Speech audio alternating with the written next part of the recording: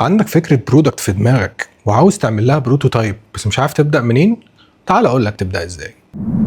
كتير من الديزاينرز او اي حد بيشتغل في مجال التك بيبقى عنده افكار برودكتس حلوة جدا بس مش عارف يبدأ منين. طب نعمل البروتوتايب او الواير فريم بتاعنا ازاي؟ نبدأ باليو اكس ولا باليو اي؟ وبيفضل البرين ستورمينج ياخد وقت كبير جدا اكتر بكتير من التصميم نفسه. انا بستخدم اداة عبقرية جدا بديلها وصف بسيط للفكرة اللي في دماغي، او لو بحب استخدم الورقة والقلم ممكن ارسم الفكرة بتاعتي على ورقة وارفع لها الصورة وهي تحولها لي الانتر اكتيف بروتوتايب في ثواني.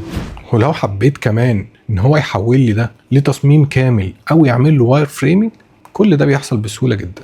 تيمز كتيرة قوي في ستارت ابس مختلفة حوالين العالم كله بيستخدموا التول دي في اول يوم في البرودكت ديسكفري عشان يقدروا يعرضوا الفكرة اللي في دماغهم لكل التيمز اللي في الشركة.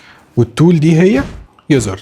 لو بتقضي نص وقتك عشان بس تطلع الفكرة من دماغك، ففي تولز كتير جدا تقدر تعمل لك ده من مجرد عنوان.